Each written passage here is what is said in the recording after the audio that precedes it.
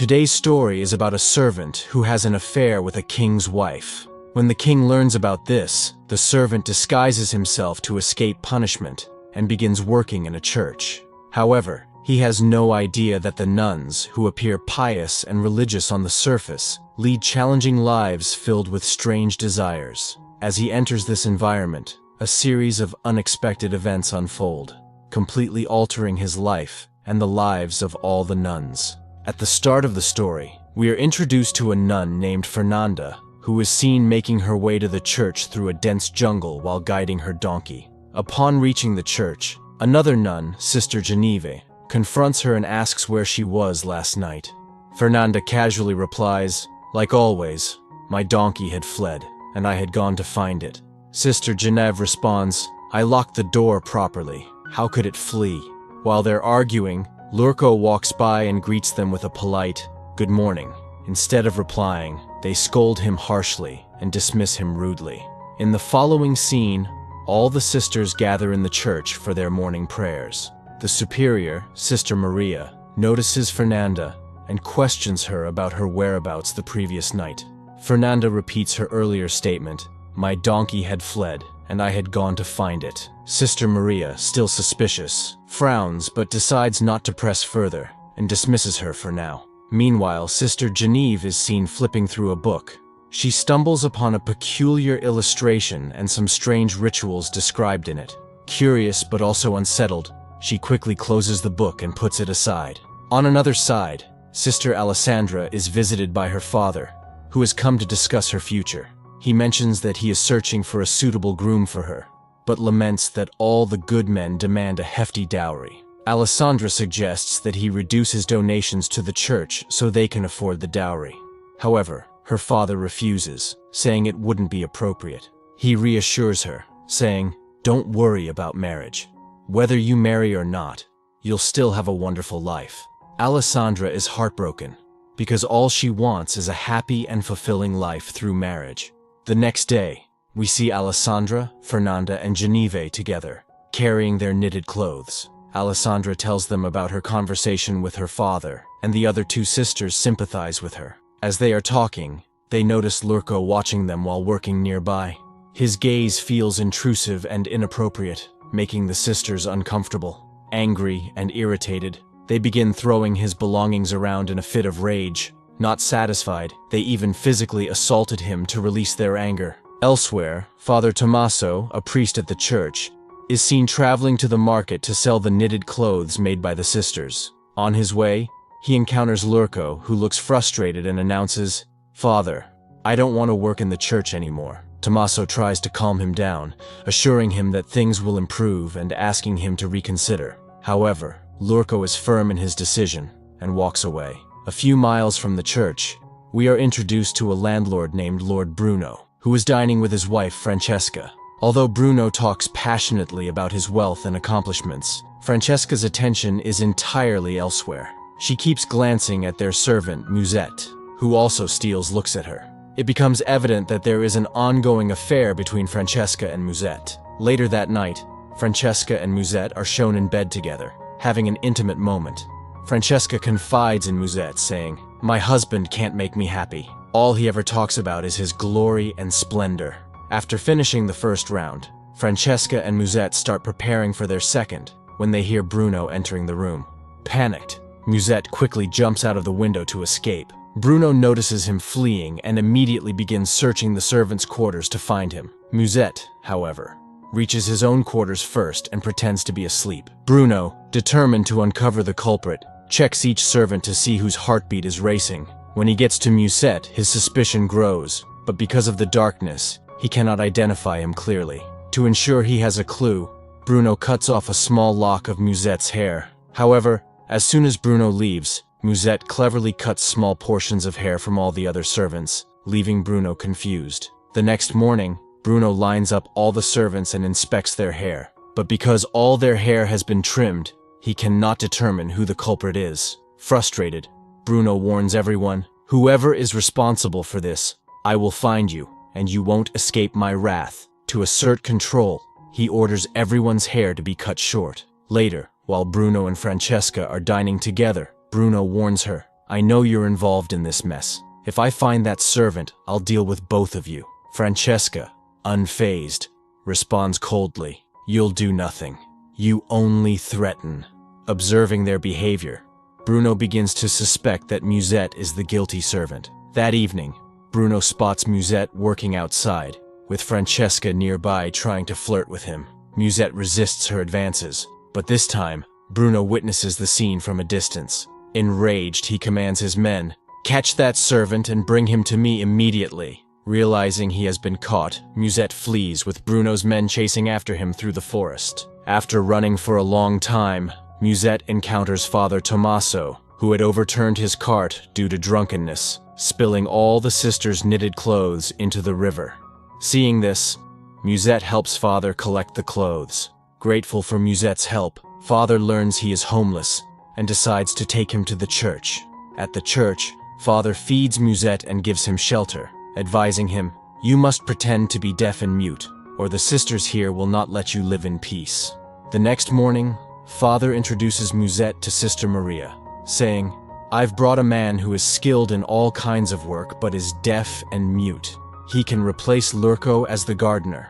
Maria agrees and hires Musette. Unaware of this, Sisters Alessandra and Fernanda see Musette working in the garden and assume he's an intruder. Fernanda grabs an axe and rushes toward him, demanding, "Who are you? Speak up or I'll make you." Before she can attack, Alessandra intervenes, and Sister Maria arrives to clarify. "This is our new gardener, Musette. He is deaf and mute, so he cannot respond." Fernanda reluctantly backs off. Later, Sister Maria gathers Alessandra and tells her, "The clothes you sisters knitted were stolen by robbers while Father was on his way to the market. I'm sorry for your hard work going to waste. To make up for it, we'll bring in more people to help with the knitting so we can produce more clothes in less time." Maria then assigns Alessandra a new assistant named Vaio to help with the garments. Alessandra is seen working with an elderly nun, Sister Vaio, on sewing clothes. During her work, she accidentally breaks the frame of the sewing machine. Frustrated, she approaches Musette to get it repaired. However, Sister Genevieve notices Alessandra sneaking away and begins following her secretly. Alessandra hands Musette the broken frame, asking him to fix it. While Musette gets to work, Alessandra starts venting her frustration, saying, "I don't want to stay in this place. I hate sewing. I just want to leave and live my life freely." Musette remains silent, acting deaf and dumb as instructed, which Alessandra knows. Feeling safe to express herself, she continues ranting without holding back. That night, Father Tommaso visits Musette in his quarters, asking, "How was your day?" These sisters can be quarrelsome and make work tough. Musette replies, "Yes, some are troublesome, but I'll manage my duties." The father reassures him, "Don't worry, they won't harm you. Just stay deaf and mute as agreed, and let me know if anything unusual happens." Meanwhile, Fernanda is in her room reading when a stone hits her window. Opening it, she finds her childhood friend, Marta, waiting outside. Excited, Fernanda sneaks Marta into the church, and they go to Alessandra's room. Together, the three start drinking wine and enjoying themselves. A little later, Sister Genevieve joins them, and the group becomes lively, laughing and sharing stories. During the conversation, Marta begins talking about romantic encounters and claims there's a special herb that can attract boys when used correctly. Intrigued, the others eagerly listen and laugh along. The next day, Alessandra, influenced by Marta's romantic talks, starts acting on her thoughts. While Musette is busy working, she approaches him with a handkerchief she has made. She says, "Here, I made this for you," using it to wipe the sweat from his forehead. She then sits close to him, making small talk. Suddenly, unable to hold back, she kisses him. Musette, despite his caution, gives in, and they share an intimate moment. However, the church bell rings, startling them both. Alessandra quickly composes herself and hurries off to join the prayers. While praying, Fernanda notices mud stains on Alessandra's scarf and dirt under her nails, which raises her suspicion. Later, while Genevieve and Fernanda are washing clothes, Alessandra, looking unusually cheerful, joins them. Fernanda asks, "Why are you so happy? And how did your clothes get so dirty?" Alessandra teasingly replies, "I was working with Musette, that's why." Both Genevieve and Fernanda exchange suspicious glances since Alessandra rarely works, but Fernanda silently begins to understand what might have happened. That evening, Fernanda and Marta sneak into the forest, searching for the herb Marta had mentioned. They eventually find it and prepare a strange liquid by boiling it. Marta applies 2 drops to Fernanda's eyes, then cuts her own finger, using her blood to draw symbols on Fernanda's cheeks. Unknown to them, Sister Genevieve is secretly watching everything. Afterward, Fernanda and Marta head to Musette's room. Fernanda startles him by brandishing a knife, trying to scare him and attempting to charm him. Musette feels confused, but eventually succumbs to their advances. The 3 of them engage in an intimate encounter, giving in to their wild desires. Once finished, Fernanda and Marta leave the room, acting as if nothing happened. Outside, they run into Sister Genevieve, who questions them. "What were you 2 doing in there?" Marta dismisses her with an excuse, "We were just checking on something," and walks away. However, Genevieve grows even more suspicious, sensing they are hiding something. The next morning, the head Father Bishop arrives at the church for an important visit. Father Tommaso and Sister Maria greet him warmly. Meanwhile, Musette sneaks into Alessandra's room, and the 2 begin indulging in their secret relationship once again. However, they are startled when Sister Vaio suddenly enters the room. At first, they don't notice her, but Musette eventually spots her and accidentally speaks, shocking Alessandra. Quickly, they compose themselves, with Alessandra pretending to assist Vaio, while Musette hides under the bed. Luckily for them, Sister Vaio, being hard of hearing, doesn't realize what was happening. Musette quietly escapes through the window without making any noise. The next day, Genevieve sees Musette resting and, driven by jealousy, starts preparing a herb to attract him. However, instead of using it properly, she drinks the concoction. Under its influence, she cuts her hand, smears blood on her cheeks, and goes straight to Musette's room. There, Alessandra confronts Musette, asking, "Why did you lie about being deaf and dumb?" Hearing Genevieve's voice, Alessandra hides in a corner, while Musette pretends to be asleep. Overcome by the effects of the herb, Genevieve approaches Musette, behaving erratically. But as Fernanda's footsteps are heard approaching, Genevieve quickly hides in the same corner as Alessandra, leaving both of them shocked to see each other. Fernanda enters the room, holding a knife, and ties Musette's hands while blindfolding him. "You're coming with me," she says menacingly, and drags him out toward the forest. Alessandra and Genevieve secretly follow them, hiding in the shadows.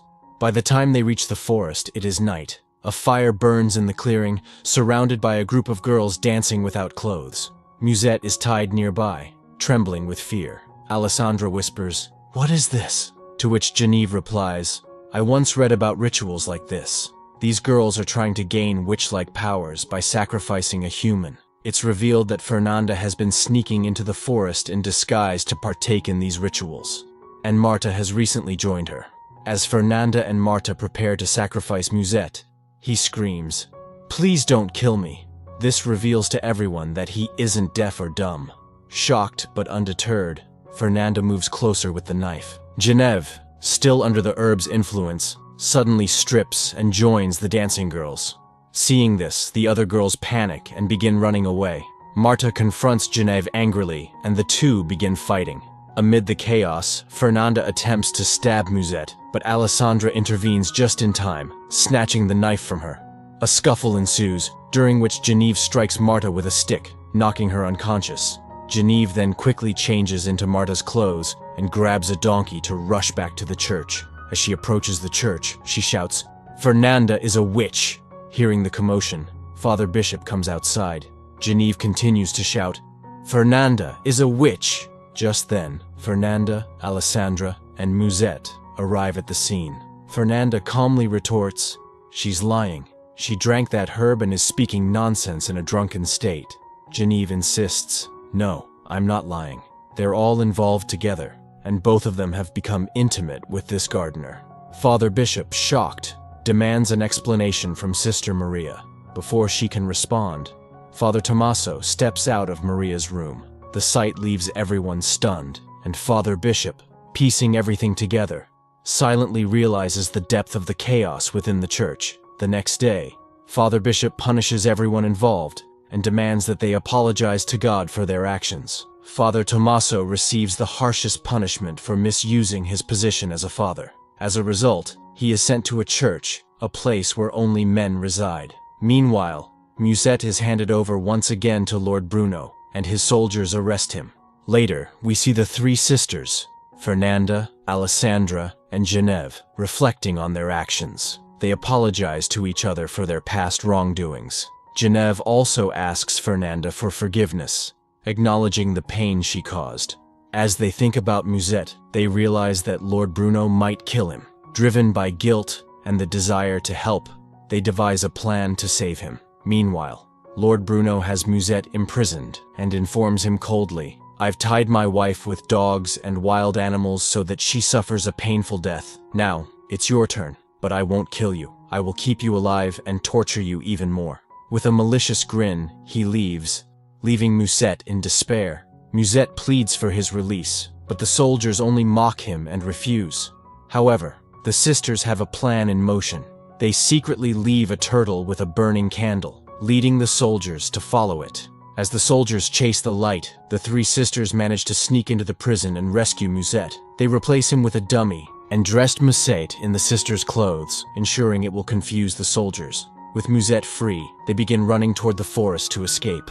As they make their way through the woods, they encounter Maria, who is on her way to meet Father Tommaso. Both Maria and Father Tommaso are overjoyed to see each other, as they had fallen in love but had been unable to stay together. As they share a quiet moment, they suddenly hear noises and quickly hide. Fernanda spots her donkey and wonders aloud, "How did this donkey end up here?" But Genevieve quickly ushers her away. After they leave, Maria and Father Tommaso realize that the sisters have freed Musette. Instead of being upset, they smile at the sisters' cleverness and exchange knowing glances. If you're visiting our channel for the first time, please like the video and subscribe to the channel. See you in the next video.